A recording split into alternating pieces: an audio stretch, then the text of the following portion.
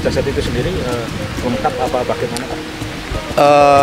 Kemarin kita lihat semuanya lengkap, dari kepala hingga badannya, kakinya, bahkan sampai ke bagian telapak masih utuh.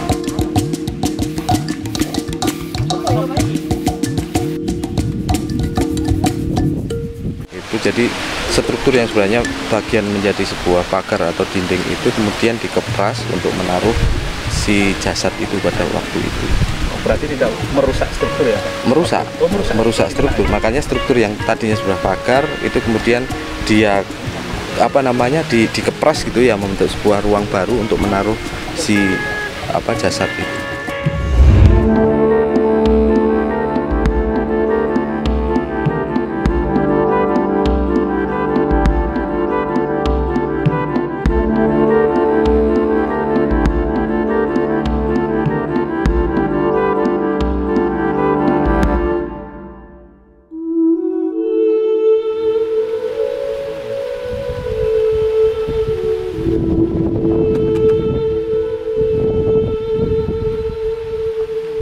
Berhasil mengkorek ten pundi, Pak? Oh, ngadep kiblat. Evakuasinya ini jam dalam. istirahat.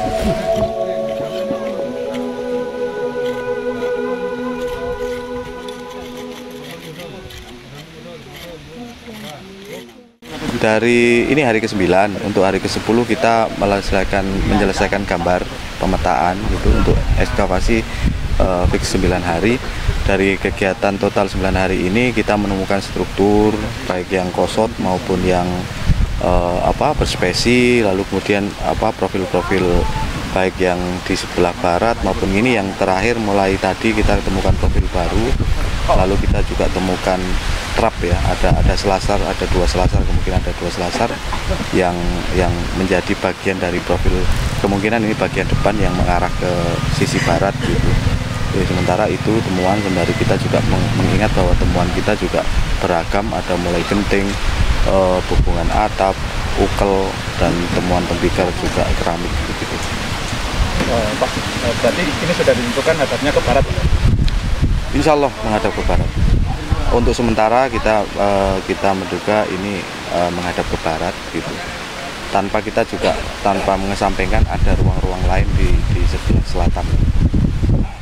Pak, untuk sistem kosotnya sendiri berapa persen dan untuk sistem spesinya berapa persen, Pak? Untuk kosot hanya ada di bagian barat. Untuk yang lainnya spesi karena ini berkaitan dengan bidang pembatas ruang ya.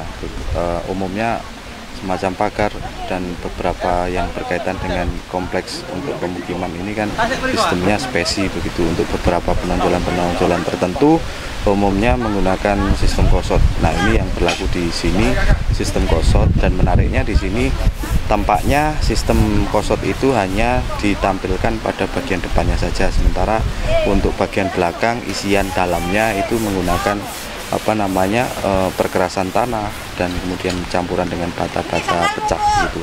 Itu sebagai isiannya.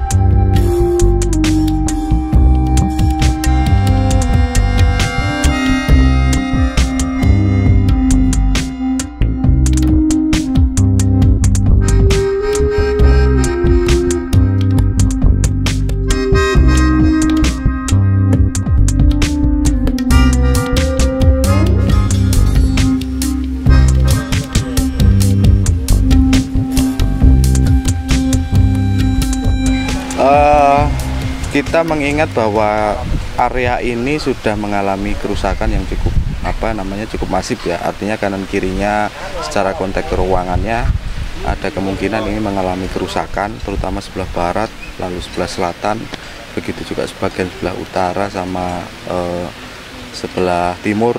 Jadi kemungkinan kita masih melihat pada konteks gundukan tanah ini di sekitarnya dengan sisa-sisa struktur yang ada.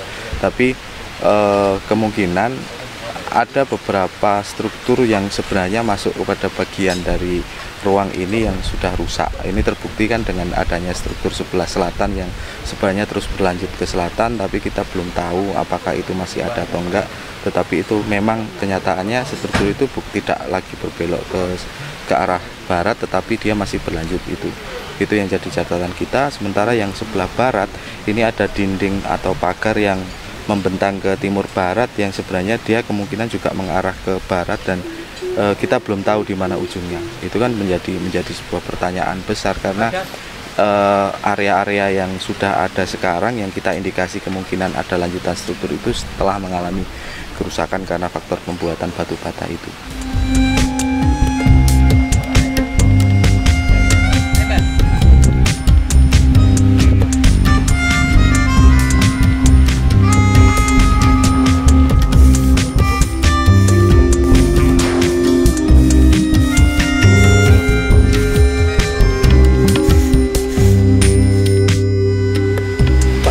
Tentang yang rame ya barusan ini Pak, yang tentang kerangka manusia ini Pak.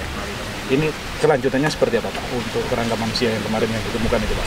Seperti yang saya sampaikan beberapa hari yang lalu bahwa area ini kan sesuai dengan data yang kami punya adalah sebuah makam. Kita mengingat bahwa hampir kebanyakan situs-situs yang ada di Trowulan ini dahulunya dimanfaatkan ulang oleh masyarakat berikutnya yang mungkin saja tidak berkaitan dengan budaya pada masa lalu itu menggunakan itu sebagai makam. Jadi dengan adanya temuan rangka kemarin kita sudah koordinasi dengan desa, pihak desa juga sepakat untuk memindahkan rangka itu ke makam umum yang ada di Desa Latesumpak. Jadi ada di sebelah barat sana ada sebuah makam, lalu juga ada punden di sana, ditaruh di sana, dimakamkan di sana, dipindahkan di sana. Jadi kita menghargai bagaimana budaya kita lah. Pak, untuk temuan kerangka itu sendiri itu letak ditemukannya kan di atas struktur Pak. Iya. Itu bisa diceritakan Pak. Kenapa kok nggak di bawah struktur atau alasannya apa? Justru yang menarik seperti itu. Jadi ketika kalau dia merupakan budaya yang sama tentu tidak akan merusak struktur. Tapi dengan adanya rangka itu kita semakin tahu bahwa pada masa pemakamannya dia mengepras bagian dari struktur. Itu jadi struktur yang sebenarnya bagian menjadi sebuah pagar atau dinding itu kemudian dikepras untuk menaruh si jasad itu pada waktu itu. Berarti tidak merusak struktur ya Pak? Merusak struktur. Makanya struktur yang tadinya sebuah pagar itu kemudian dia dikepras gitu ya, membentuk sebuah ruang baru untuk menaruh si jasad itu. Pak, jasad itu sendiri lengkap apa bagaimana Pak? Kemarin kita lihat semuanya lengkap, dari kepala hingga badannya, kakinya, bahkan sampai ke bagian telapak masih utuh. Selama 9 hari ini sudah ketemu. Ini tempatnya ini situs atau istana zaman era dulu atau bagaimana Pak? Hingga sementara ini belum bisa kita pastikan ya, tapi yang jelas ini sebuah ruang dalam sebuah sebuah ruang besar yang kemudian terbagi atas ruang-ruang dan seperti yang saya sampaikan di setiap ruang-ruang itu ada fungsi yang baik fungsi sakral maupun profan begitu. Jadi di sini kemungkinan ada profan, ada sakral begitu. Terutama melihat dari temuan yang sebelah barat. Jadi mungkin ini ada tambahan ya dari 9 hari itu. Kita duga memang ini ada kaitannya dengan sakral meskipun di samping itu juga ada bagian yang profan. Jadi di sebuah ruang besar itu ada pembagian ruang baik ruang sakral maupun profan begitu saja.